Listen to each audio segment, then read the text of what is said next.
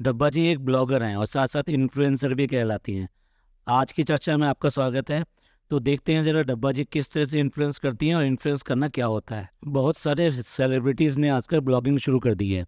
वो सेलिब्रिटीज़ इसलिए कहलाते हैं कि वो किसी पर्टिकुलर फील्ड के अपने मास्टर होते हैं, इसलिए लोग उनको पसंद करते हैं और सेलिब्रिटी बनते हैं। साथ साथ लोग उनको से इन्फ्लुएंस होते हैं और समटाइम वो जो ब्लॉगर भी बन जाते हैं।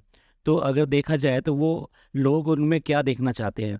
फॉर एग्ज़ाम्पल अगर वो फ़िल्म इंडस्ट्री से है, तो वो किस तरह से अपने किरदारों को निभाते हैं वहाँ पर, तो रियल लाइफ़ ज़िंदगी में वो उस तरीके से हैं या नहीं है, वो देखना चाहते हैं। अब देखिए कोई प्लेयर है मान लीजिए नीरज चोपड़ा है, इन्होंने इतने सारे कीर्तिमान स्थापित किए हैं इंडिया के लिए कि ये एक अनुकरणीय है, जो कि एथलीट बनना चाहते हैं और नए जो बच्चे हैं हमारे उनके लिए। तो आप देखिए अगर उनको देखते हैं या फिर मैं क्या बात करता हूँ सचिन तेंदुलकर या फिर राहुल द्रविड़, महेंद्र सिंह धोनी या फिर विराट कोहली या फिर कोई और फील्ड के मास्टर्स ले लीजिए, चाहे सानिया मिर्ज़ा होगी। तो ये बेसिकली देखा जाए तो लोग इनके जो गेम हैं, उनके चौके छक्के हैं, उनके जो खेलने का अंदाज़ है, उससे बहुत ज़्यादा इन्फ्लुएंस होते हैं और उसी से ही वो उसका अनुकरण करना चाहते हैं, यानी फॉलो करना चाहते हैं। तो वो उन लोगों में क्या देखना चाहते हैं? वो ये देखना चाहते हैं कि वो अपने उस सब के लिए कितनी प्रैक्टिस करते हैं, किस तरह का लाइफ़स्टाइल जीते हैं, तो उनको तो वो देखने में मज़ा आएगा। उनके लिए एक इन्फ्लुएंस वाली बात रहेगी कि ठीक है भई, ये मेरा आइकन जो ये करता है, तो मैं अगर ऐसा करूँगा तो मैं भी कुछ कुछ हासिल कर सकता हूँ। फॉर एग्ज़ाम्पल अगर किसी प्लेयर के पास जाते हैं और उस अगर मैं ये कह रहा हूँ, अगर मौका मिले कि एक दिन उसके साथ बिताने का मौका मिले, तो पता चलेगा कि वो कितने घंटे वो जिम में बिता रहा है, कितने घंटे वो दौड़ लगा रहा है या फिर जो कितनी घंटे एक्सरसाइज करता है और उसका जो खाने-पीने का जो तरीका है, उसमें हेल्दी फूड कितना है, नॉन हेल्दी फूड कितना है, ये सारी चीज़ें उसको जानने में बड़ा इंटरेस्ट रहेगा। और इस तरह से उसका जो मिलना होगा, वो फ्रूटफुल मीट होगी, मैं ये कह सकता हूँ। तो अगर अब इसके बाद में बात करते हैं, डब्बा जी की बात करते हैं। डब्बा जी के जो व्लॉग्स आते हैं, उनके व्यूअर्स आते हैं और व्यूअर्स देखते हैं, उनके पास मिलने आते हैं, इतना ज़्यादा प्यार दिखाते हैं, गिफ्ट लेकर आते हैं, कुछ जो है बहुत ज़्यादा अपना वो शो करते हैं कि हम कितनी हद तक आपको चाहते हैं, कितनी दूर से आए हैं और हम आपको कितना पसंद करते हैं। रात-दिन में आप कि को आपको कब देखना पसंद करते हैं कि भी बिना आपके हमें अच्छा नहीं लगता। तो कुल मिला के ये है कि उनको क्या मिलता क्या है? भई दूसरी तरफ देखिए, वो अपने प्रेरणा लेके जाते हैं कि भई मेरा जो आइकन है वो किस तरह से मेहनत करता है और किस तरह से अपनी एक्सरसाइज़ करता है, क्या खाता है, क्या पीता है और यहाँ क्या सीखने को मिलता है? एक नॉन हेल्दी फूड जो बेसिकली जंक फूड है, बार-बार, बार-बार ऑयली और ये सब खाना और खाना, खाना, खाना और शॉपिंग करना, सो जाना, आराम करना और अपने हेल्थ का बिल्कुल भी ख़्याल ना करना, अपनी जो चीज़ों का बिगाड़-बिगाड़ कर दिखाना, यानी कि अगर वो आप कुछ करके भी दिखा रहे हो, तो वो ऐसा हो ही नहीं सकता कि बिना बिगड़े वो काम हो जाए। आपको वो बिगाड़ कर ही दिखाना है। आपको जो भी कुछ करना है, वो गलत ही करना है। फिर उसके बाद में हर चीज़ के लिए मासूम बन जाना है, फिर बहुत ज़्यादा नखरे दिखाना है, फिर वो ये भी करना है कि भई मुझे ये अच्छा नहीं लगता, मुझे वो अच्छा नहीं लगता, मुझे घबराहट हो जाती है। अपनी जो रिस्पॉन्सिबिलिटीज़ हैं, उनसे हमेशा भागते रहना। तो ये क्या है? तो इस तरह से उनको क्या लगता है, उनको क्या दिखाई देता है, मैं ये जानना चाह रहा हूँ। और फिर साथ-साथ ये जब वो इनसे मिलने आते हैं, तो उनसे जब मिलने आते हैं, तो उनसे क्या उनको पॉज़िटिवनेस और क्या चीज़ मिल जाती है? कुल मिला के ये है कि एक आँखों का छलावा है। आप किसी भी तरीके से एक अच्छा मैसेज आप नहीं दे रहे हैं। ना ही वो टीनेजर्स को जो आपके व्लॉग्स वगैरह को पसंद करते हैं, देखते हैं और ना ही कुछ बाकी लोगों को कि उनको ही कुछ अच्छा लगे, आपसे सीखने का मौका मिले और ये देख सके कि हाँ ठीक है। अगर मनोरंजन के लिए हैं तो फिर आप कुछ और चैनल खोल लीजिए ना और वहाँ ऐसे ही काम बिगाड़-बिगाड़ कर दिखाइए, मुँह बनाकर दिखाइए, कुछ एक्ट करके दिखाइए, लोग हँसेंगे, वो ज़्यादा अच्छा होगा। चलिए आते हैं फार्म हाउस टूर पर। जिस जिस टूर के ऊपर ये जो है लेकर गई थी पूरी फैमिली को कि चलो आओ आपको जो है अपना खेत दिखाते हैं, ये सब करते हैं। पहली बात तो इसकी आवश्यकता क्या थी? इसकी मतलब क्यों ज़रूरत पड़ी? देखा जाए तो ये बेसिकली किसी को चिढ़ाना हुआ या कंपटीशन करना हुआ कि भई आप लेकर गए थे, तो अब आपकी जगह हम लेकर जा रहे हैं और हम दिखाते हैं कि किस तरह से होता है। तो एक बार इनके भाई लेकर गए थे और वहाँ पर जाकर इन्होंने बड़े आराम से कहा था, जहाँ तक नज़र जाती है ना, ये सब खेत हमारे हैं। तो कुल मिला के ये है कि वहाँ पे खेत इनके कुछ है नहीं, ना इनका अभी कोई अच्छा घर है। तो कुल मिला के ये है कि वो झूठ झूठ झूठ बोला गया था जो उस व्लॉग में दिखाया गया था। और उसका खुलासा जो उनके कज़न हैं उसने भी कई बार कर चुका है, वो अपने व्लॉग्स बना बना कर जो फिर बाद में व्लॉग्स हटवा लिए जाते हैं। अब बात करते हैं इनकी। तो ये देखिए, वो खुद नहीं कहा उन्होंने, ना ही जो है फ़नी से कहलवाया, ना किसी से कहलवाया। एक छोटी सी बच्ची से जो बेसिकली आपके घर की भी नहीं है, जो दूसरे के घर की है, वो ये कह रही है जहाँ तक नज़र जाती है हमारे खेत हैं।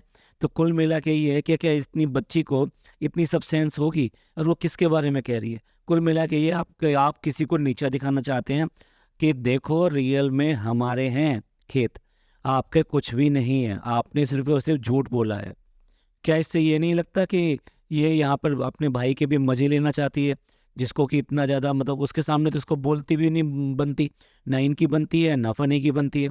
और अगर फ़नी की बात करें तो ऐसे लगता है कि दोनों में अंडरस्टैंडिंग ही नहीं है कुछ भी। जैसे रिलेशन या रिलेटिव वाली बात होती है वो है ही नहीं। ऐसे होता है जैसे कि किसी और के रिलेटिव आए हैं और आपसे मिलने के लिए आगे, आइए आइए बैठिए खाइए पिए सब ठीक है, बस ठीक है। आज से पहले जैसे कि खेत खलियान ये सब कुछ देखे नहीं हैं, बिल्कुल इस तरह का बिहेव किया जा रहा है कि देखो रास्ते कैसे हैं। अरे गांव के रास्ते ऐसे ही होते हैं, खेत के रास्ते ऐसे ही होते हैं जो होते हैं। कोई भी ख़राब रास्ता नहीं है, वो इसी तरीके का होता है। आपकी तरह से यहाँ पे जो सड़कें नहीं बनाई जाती खेत के अंदर की, यहाँ से वहाँ पहुँचने के लिए इस छोटी वाली गली से निकल जाइए और इस वाले खेत से, खेत की जगह यहाँ से सड़क से निकल जाइए। बोल दीजिए खेतों में भी हाईवे बनवा देते हैं। खेतों पर नॉर्मली जो है ट्यूबवेल लगा रहता है, जिससे कि वो पानी जो है निकाला जाता है, और वो पानी को एक हौदी टाइप से बना दिया जाता है, टैंक तो बना दिया जाता है, जिससे पानी को थोड़ा सा स्टोर कर लिया जाता है। और नॉर्मली वो जो है कुछ धोने नहाने इस तरह की चीज़ों के लिए काम में आता है, या फिर जानवर वगैरह होते हैं उनके पानी वानी पीने के लिए थोड़ा सा रोक लिया जाता है। बाकी पानी के सारा का सारा निकल कर खेतों में सिंचाई और सब के लिए चला जाता है। ये तो फिर नॉर्मल सी चीज़ है। और वहाँ पे वो फ़नी भाई जो कह रहे हैं कि ये हमारा है और इसमें आके आप कूदो नहाओ कुछ भी करो। एक तरफ तो कह दिया कूदो नहाओ कुछ भी करो, और उसी पानी में उसके साथ में ये कह रहे हैं ये हमारे समरसेबल का पानी है और ये पानी एकदम प्योर है, एकदम अच्छा है, और उसी को जो है ये कह रहे हैं कि पी लो। तो कुल मिला के ये है कि को नहाने के लिए है, पीने के लिए है, ये क्या है? कभी भी कोई पीने वाला पानी ऐसे खुला रखा जाता है क्या? अक्सर गाँव में रात के पानी की रोटी बनाई जाती है। बेसिकली वो क्या होता है कि रोटी को बनाते समय पानी लगाकर उसको आराम से धीरे धीरे करके बड़ा किया जाता है, और तब उसको बनाया जाता है और सेका जाता है। उसका जो है स्वाद ही कुछ अलग होता है। हल्का सा घी लगाया जाता है, घी का हाथ लगाया जाता है, और उसके बाद में उसको बनाया जाता है। तो वो चूल्हे पे बनी हुई इस तरह की जो रोटी होती है उसका स्वाद ही अलग होता है। जिसको वो मतलब इनको पता नहीं, कुछ भी पता है या नहीं पता है कि ये पानी की रोटी है, ये बिना बेलन के बनाई जाती है, अलग अलग डेफिनेशंस और सब चीज़ें दी जा रही हैं। चलिए अब चिल्ड्रंस डे की मुबारकबाद भी दे दी गई बच्चों को, और बाकी सब बच्चों को भी दे दी गई। भाई देखा जाए तो डब्बा जी भी बच्चा है ना, हर बार जो है मासूमों की तरह चेहरा बना लेती हैं। कभी जो है कोई भी काम अगर करने की बात है तो वो उनसे ठीक से काम होता नहीं है, बात बात पे घबरा जाती हैं। तो वो अभी बच्ची हैं ना, तो कुल मिला के वो बात दूसरे की, वो 32 साल की बच्ची हैं, लेकिन हम बच्ची हैं ना, तो उनको भी चिल्ड्रंस डे बहुत बहुत मुबारक हो। तो चिल्ड्रंस डे पे फिर वो पार्टी कर रहे हैं, और पॉपकॉर्न बना रहे हैं, वो भी एक्ट टू के। एक्ट टू के पॉपकॉर्न इतने ज़्यादा मशहूर हैं कि इसके आने के बाद में लोग इजीली घर के अंदर अपने अपने घरों में आराम से पॉपकॉर्न बनाकर खा लेते हैं, और बड़े अच्छे पॉपकॉर्न बनते हैं।